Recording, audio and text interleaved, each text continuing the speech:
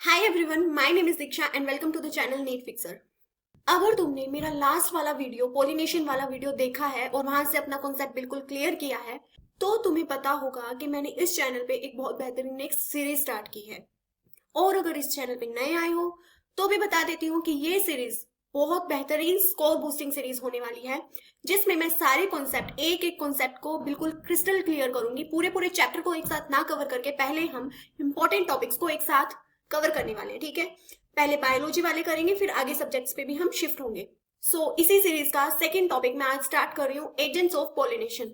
Last वाले video में हमने पोलिनेशन के बारे में, उसका प्रोसेस कैसे होता है, क्यों होता है, क्या रोल है और उसके क्या क्या टाइप्स है, ये सब डिस्कस कर लिया था। ठीक है, अब उसके आगे का पार्ट आता है एजेंट्स ऑफ पोलिनेशन। तो शुरू करते हैं। तो अगर पोलिनेशन के बारे में पढ़ चुके हो तो पता ही होगा तुम्हें क्या होता है, और अगर अभी तक क्लियर नहीं है तो छोटा सा बता देती हूँ कि पोलिनेशन क्या होता है। एक प्रोसेस होता है जो प्लांट के सेक्सुअल रिप्रोडक्शन के जैसे ब्रॉड एक प्रोसेस का हिस्सा होता है, जिसमें जो पोलन ग्रेन्स होते हैं, जैसे कि ये पोलन ग्रेन्स हैं, दीज आर पोलन ग्रेन्स, और ये एक मेल फ्लावर है। मेल फ्लावर के एंथर से, दीज आर एंथर से जो पोलन ग्रेन्स निकल कर फीमेल के, this is female flower, female के स्टिग्मा पे, ये स्टिग्मा है, स्टिग्मा पे लैंड करते हैं, वहां तक ट्रांसफर हो जाते हैं, पहुंच जाते हैं। उस प्रोसेस को कहते हैं पोलिनेशन। एक बार फिर रिपीट कर रही हूं, the process in which pollen grains are transferred from the anther to the stigma of flower for fertilisation.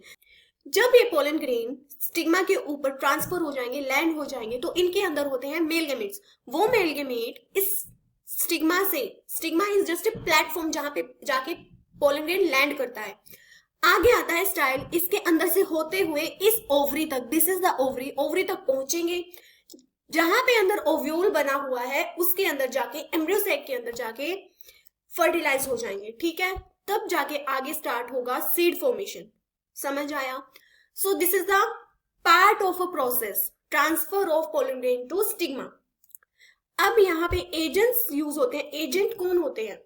Agent basically कोई सर्विस प्रोवाइड करने वाले, किसी काम को कंप्लीट करने में अपना जो है कंट्रीब्यूशन देने वाले लोगों को हम एजेंट्स बोलते हैं। जैसे तुमने पुराने कभी टाइम में, आजकल तो खुद ही सब ऑनलाइन हो ही जाता है, ट्रैवलर एजेंट्स का नाम सुना होगा। लोग अपनी ट्रिप्स को प्लान करके उनके पास टिकट्स करवाने, उनसे पूरा प्रॉपर प्लान सेटअप सब पूछने, ये सब हेल्प लेने जाते थे। तो दैट आर, ऐसे ही तुमने किसी कंपनी के एजेंट्स भी सुने होंगे जो तुम्हें उस कंपनी की सर्विस दिलवाते हैं। सेम वैसे यहाँ पे जो एजेंट्स है वो काम करेंगे इस पोलिनेशन के प्रोसेस को कंप्लीट करवाने में। ठीक है, अब ये जो प्लांट्स हैं इनकी मर्जी होती है ये कौन सा एजेंट यूज करेंगे। वो एजेंट ए बायोटिक भी हो सकता है और बायोटिक भी हो सकता है। ए बायोटिक मतलब नॉन लिविंग और बायोटिक मतलब लिविंग, जो जिंदा है, और ए बायोटिक वाला नॉन लिविंग। ठीक है, जितने भी टाइप के एजेंट्स होते हैं पोलिनेटिंग एजेंट्स, ये इन्हीं दो कैटेगरी के अंदर आते हैं, ए बायोटिक एंड बायोटिक। ठीक है, अब ए बायोटिक के अंदर मेनली दो एजेंट आते हैं, विंड एंड वाटर, हवा और पानी।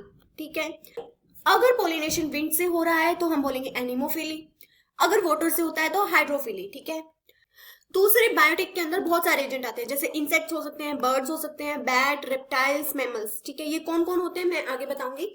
इंसेक्ट से अगर पोलिनेशन होता है तो उसको बोलते हैं एंटोमोफिली, और बर्ड से होने वाले पोलिनेशन को बोलते हैं ऑर्निथोफिली, बैट वाले को बोलते हैं कायरोप्टेरोफिली। ये एनसीईआरटी में मेंशन नहीं है, लेकिन ये नाम याद करना बहुत जरूरी है क्योंकि एनटीए ने क्या खेला खेला है तुम्हें इस बार पता ही है। अब इन सब को आगे डिटेल्स में पढ़ते हैं। So first one is abiotic agent, जो नॉन लिविंग होते हैं, जिसमें विंड और वाटर आते हैं। Only small proportion of flowering plants use this methods. बहुत ही कम प्लांट्स होते हैं जो एबायोटिक एजेंट को यूज करना पसंद करते हैं। अब क्या होता है, हवा और पानी से जो पोलिनेशन होता है ये एक चांस इवेंट होता है। चांस इवेंट कैसे? मान लो एक फ्लावर है, उसके ऊपर जो पोलन ग्रेन है, अब उसको हवा उड़ा के ले गई। अब वो हवा, उसे वो विंड जो है वो उसका काम पूरा करेगी या नहीं, ये एक चांस इवेंट है। उसका पोलन ग्रेन ऐसा नेसेसरी नहीं है कि उसकी दूसरे पार्टनर तक, उसके दूसरे फ्लावर तक पहुंचेगा ही पहुंचेगा, ऐसा कोई जरूरी नहीं है। हो सकता है वो ऐसे इधर उधर भटक जाए, कहीं और गिर जाए, कहीं रास्ते में ही रह जाए, खराब हो जाए, बहुत कुछ हो सकता है। ठीक है, सो फ्लावर प्रोड्यूस, इस चीज को ओवरकम करने के लिए, ताकि उनका पोलिनेशन वाला मिशन फेल ना हो, इस चीज को ओवरकम करने के लिए प्लांट्स जो होते हैं लार्ज नंबर में पोलन ग्रेन्स को प्रोड्यूस करते हैं। कौन से प्लांट्स जो एबायोटिक एजेंट्स को यूज करते हैं, हवा और पानी को एज एजेंट यूज करते हैं। ठीक है, अब यहाँ पे लॉस ओवरकम हो गया, अच्छी बात है।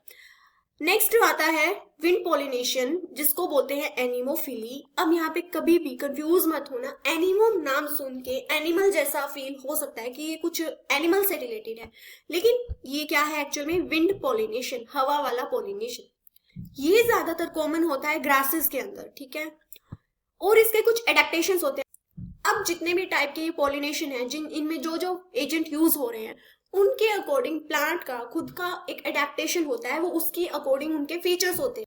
तो अगर विंड पॉलिनेशन करवाना है तो जो पोलन ग्रेन है वो कैसा होना चाहिए, लाइट होना चाहिए, हल्का होना चाहिए, ताकि हवा में उड़ने में आसानी हो। ड्राई होना चाहिए, गीला हुआ तो वो वैसे ही नहीं उड़ पाएगा। नॉन स्टिकी होना चाहिए, नॉन स्टिकी मतलब कहीं भी जाके किसी रैंडम सरफेस पे जाके चिपक ना जाए, इसलिए नॉन स्टिकी होना चाहिए। तो पहली बात तो लाइट होना चाहिए, ड्राई होना चाहिए और नॉन स्टिकी होना चाहिए। तुम्हें ये चीजों में कंफ्यूज होने की जरूरत नहीं है। अभी आगे जैसे इंसेक्ट वाला आएगा, वाटर वाला पॉलिनेशन आएगा, तो उनमें अलग एडेप्टेशंस होंगे, तो इनमें कंफ्यूज बिल्कुल नहीं होगा। सोच के देखो किसी चीज को तुम्हें हवा में उड़ाना है। अब अगर वो गीली है, वेट है, तो क्या वो उड़ पाएगी आसानी से? नहीं उड़ पाएगी, इसलिए उसको ड्राई होना पड़ेगा। अगर वो हैवी है तो भी उड़ने में आसानी होगी ना, हवा के साथ फ्लो बनने में मुश्किल हो जाएगा, इसलिए वो लाइट होना चाहिए, हल्का होना चाहिए। और अगर वो स्टिकी हुआ तो फिर कहीं भी रैंडमली जाके चिपक जाएगा, वो फ्लावर तक पहुंचेगा ही नहीं, तो क्या फायदा हुआ, इसलिए नॉन स्टिकी होना चाहिए। तुम चाहो तो इन फीचर्स को एज कॉमन सेंस भी याद रख सकते हो, ठीक है। So they can float easily in airs. ये सब एडेप्टेशन इसलिए है ताकि वो हवा में आसानी से फ्लोट हो सके। दूसरी बात, ये तो थे पोलन ग्रेन का फीचर, पोलन ग्रेन कैसा होना चाहिए, उड़ने में उसके क्या क्या फीचर काम करने चाहिए। दूसरी बात जो स्टेमिन है, स्टेमिन जहां से पोलन ग्रेन निकला है, एक स्टेमिन होता है, ठीक है, और उसके ऊपर एंथर लगा होता है। ये ऐसे थैलेमस से अटैच होता है स्टेमिन, एंथर यहाँ पे लगा होता है। तो दिस इज स्टेमिन, ये फिलामेंट है और ये एंथर है। अब इस एंथर के अंदर पोलन ग्रेन बनते हैं, ठीक है। अब ये स्टेमिन खुद कैसा होना चाहिए, लॉन्ग, लंबा और एक्सपोज्ड, खुला हुआ एकदम हवा में। जैसे मान लो यहाँ पे कहीं अगर मैं एक फ्लावर बनाऊं, जैसे मानो ये एक फ्लावर है, अब यहाँ पे जो स्टेमिन है वो छोटा है और अंदर फूलों के बीच में कहीं फंसा हुआ है, तो उसके पोलन ग्रेन को उड़ के जाने में आसानी नहीं होगी, वो मुश्किल काम हो जाएगा उसके लिए। यहीं पे अगर ये एंथर ऐसे एक्सपोज्ड है, ये स्टेमिन ऐसे लंबा और एक्सपोज्ड है, तो यहाँ से जो पोलन ग्रेन है वो इजिली एक्सपोज हो पाएंगे, इजिली डिस्चार्ज हो पाएंगे, ठीक है। आई बात समझ में? तो विंड पॉलिनेशन के लिए स्टेमिन भी लॉन्ग होना चाहिए और एक्सपोज्ड होना चाहिए फॉर इजी पोलन रिलीज, ठीक है। अभी ये दो जो फीचर्स थे, ये किसके थे, जो पोलन ग्रेन रिलीज कर रहा है उसके बारे में थे। स्टिग्मा एक अलग एंटिटी हो गई। स्टिग्मा वो है जो पोलन ग्रेन को एक्सेप्ट करेगा। वो कैसा होना चाहिए विंड पॉलिनेशन के केस में, लार्ज हो, बड़ा सा हो। स्टिग्मा एक प्लेटफॉर्म की तरह होता है। तो अगर मैं यहाँ पे एक स्टिग्मा बनाऊं, स्टिग्मा एक प्लेटफॉर्म की तरह होता है, ये जितना बड़ा होगा उतनी इजी लैंडिंग मिलेगी पोलन ग्रेन को। तो विंड पॉलिनेशन के केस में ये लार्ज होना चाहिए और फेदरी होना चाहिए, फेदरी ऐसे। फेदरी क्यों? मान लो पोलन ग्रेन आ जाता है, ठीक है, अगर यहाँ पे फेदर्स होंगे, यहाँ पे फेदरी होगा सरफेस, तो यहाँ पे पोलन ग्रेन आके ट्रैप हो जाएगा, फंस जाएगा उन फेदर्स के बीच में। तो वो फंस गया तो उसका काम हो गया। So that's why stigma should be large and feathery to trap airborne pollen, ताकि उसको ट्रैप किया जा सके आसानी से। और लास्ट पॉइंट आता है फ्लावर्स। फ्लावर कैसा होना चाहिए, स्मॉल हो, छोटा हो, इनकंस्पिकुअस, सेम ही बात है, मतलब छोटा होना चाहिए, विदाउट नेक्टर। यहाँ पे नेक्टर की कोई रिक्वायरमेंट नहीं है, नेक्टर के बारे में हम आगे पढ़ेंगे। Since no animals are needed, nectar के बारे में ये बात है कि नेक्टर कब प्रोड्यूस होता है, जब एनिमल्स यहाँ पे पॉलिनेशन करवाते हैं तब उनके लिए नेक्टर बनाता है एक फ्लावर। लेकिन जब विंड पॉलिनेशन होता है तो वहां पे नेक्टर किसी को देना ही नहीं है, तो नेक्टर बनने की जरूरत भी नहीं है। एनसीईआरटी का एक एग्जाम्पल है जो कॉर्न होता है, मेज, मक्का, उसमें कुछ टेसल्स होते हैं। वो क्या होते हैं? वो होते हैं मेल इनफ्लोरेसेंस रिलीजिंग पोलन। वो होते हैं मेल इनफ्लोरेसेंस, मेल फ्लावर्स का इनफ्लोरेसेंस गुच्छा होता है वो, जो पोलन ग्रेन को रिलीज कर रहे होते हैं, ठीक है। तो एक्चुअल में ये टेसल्स, कॉर्न के टेसल्स, मेल इनफ्लोरेसेंस होते हैं, ठीक है। नेक्स्ट आ जाओ वाटर पॉलिनेशन पे, that is hydrophily. Very rare in flowering plant. Flowering plant के अंदर तो बहुत ही रेयर है, सिर्फ 30 जेनेरा तक ही सीमित है वाटर पॉलिनेशन एक फ्लावरिंग प्लांट में। उनमें भी मोस्टली मोनोकोट्स होते हैं, ठीक है।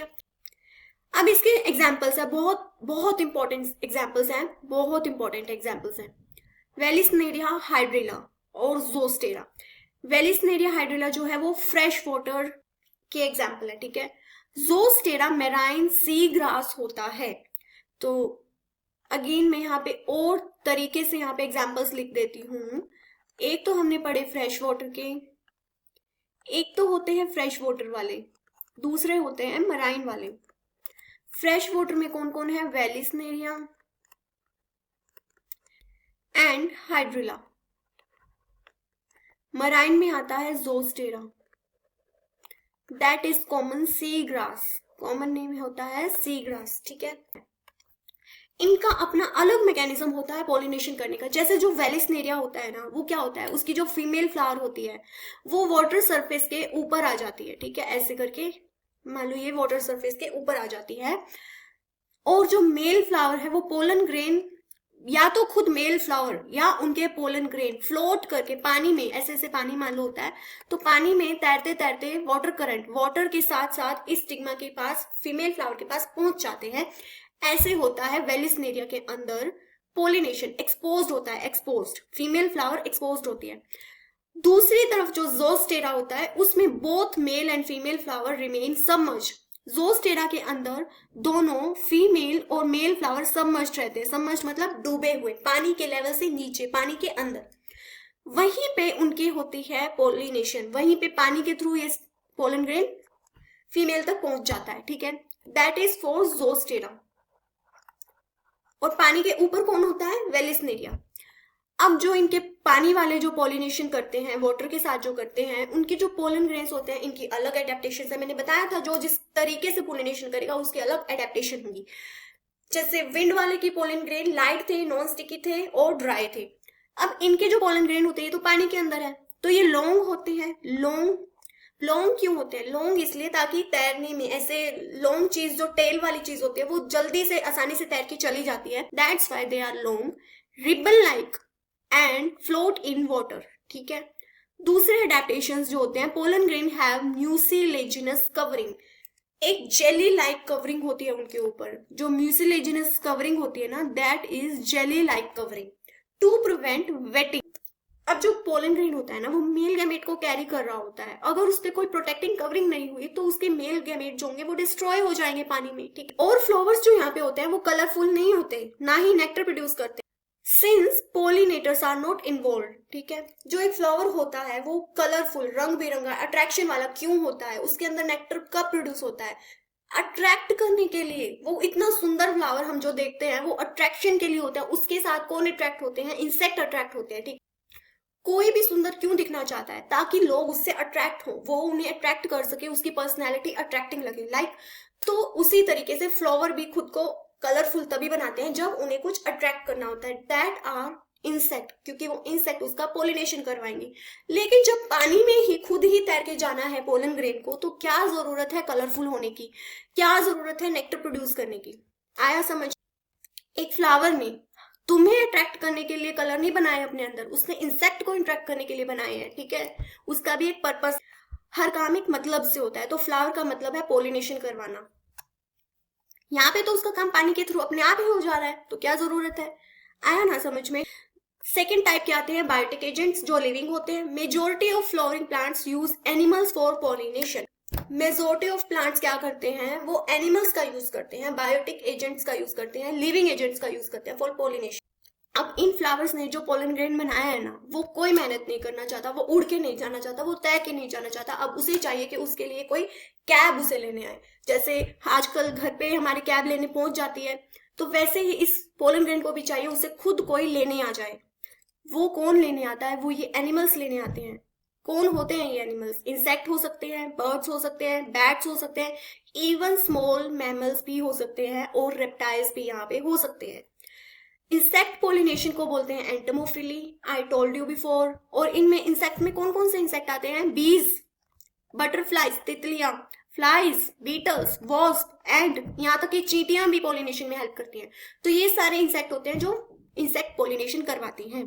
These are the common pollinator. Pollinating agent कह लो चाहे पोलिनेटर कह लो, एक ही बात है। अब इनके भी कुछ फ्लोरल एडेप्टेशन होते हैं। जो फूल होता है, फ्लावर होता है, वो लार्ज होना चाहिए, बड़ा सारा होना चाहिए, ब्राइटली कलर्ड, बहुत कलरफुल और अट्रैक्टिंग होना चाहिए, बहुत सुंदर दिखना चाहिए। इंसेक्ट को भी सुंदर फ्लावर देखना पसंद है। फ्रेग्रेंस, बहुत खुशबू, अच्छी वाली खुशबू आनी चाहिए उसके अंदर से, वो भी तभी अट्रैक्ट होंगे जब वो फ्लावर सुंदर दिखेगा, उसमें से खुशबू आएगी। दूसरी बात, फ्लावर ने नेक्टर बनाया होना चाहिए। नेक्टर के लालच में ही एक इंसेक्ट जाता है, क्योंकि उस नेक्टर के अंदर न्यूट्रिशन होता है। उस न्यूट्रिशन के चक्कर में, उस नेक्टर, बड़ा टेस्टी न्यूट्रिशन उसमें बना होता है एक इंसेक्ट के लिए, तो उस नेक्टर को लेने वो इंसेक्ट जाता है। एंड पोलन एज रिवॉर्ड, ठीक है, पोलन में भी एक अच्छा खासा न्यूट्रिशन देखने को मिलता है। अगर स्मॉल फ्लावर हुआ तो वो इनफ्लोरेसेंस में होना चाहिए, एक ग्रुप में होना चाहिए। वो स्मॉल छोटे छोटे फ्लावर्स का एक बड़ा सारा ग्रुप होना चाहिए, गुच्छा जो दूर से विजिबल हो, दूर से इंसेक्ट को दिखना चाहिए कि वो रहा मेरा कलरफुल नेक्टर वाला flower. To attract attention, okay. Pollen grain are sticky और स्पाइनी। अब यहाँ पे पोलन ग्रेन स्टिकी क्यों हो? स्टिकी इसलिए हो जब एक बी, मान लो एक बी, एक बटरफ्लाई एक फ्लावर के ऊपर जाके बैठी है, ये फ्लावर के ऊपर एक बटरफ्लाई आके बैठी है, ठीक है। अब यहाँ पे जो पोलन ग्रेन इसके साथ चिपकेगा, वो तभी चिपकेगा ना जब वो चिपकने वाला उसके अंदर मटेरियल होगा वो स्टिकी होगा। स्टिकी होगा तो उसकी बॉडी से चिपक जाएगा तो वो वहां पे होल्ड रह पाएगा, वहां पे चिपका हुआ रह पाएगा। अब उस बटरफ्लाई को, उस तितली को उड़ के दूसरे फ्लावर पे जाना है, फीमेल फ्लावर पे। जब भी वो जाके फीमेल फ्लावर के ऊपर बैठेगी, वहां से वो पोलन ग्रेन रिलीज कर देगी, ठीक है। इस तरीके से अगर वो चिपका रहेगा उसकी बॉडी से तभी तो वो पहुंच पाएगा, रास्ते में ही गिर गया तो क्या फायदा हुआ। इसलिए पोलन ग्रेन यहाँ पे स्टिकी होना चाहिए, so that it get easily attach to insect. यहाँ पे कुछ स्पेशल केसेस भी हैं, जैसे flowers pollinated by flies and beetles often have foul smell to attract them। जरूरी नहीं है हर किसी को बहुत फ्रेग्रेंस वाली खुशबू पसंद हो, बहुत अच्छी वाली खुशबू पसंद हो, ठीक है।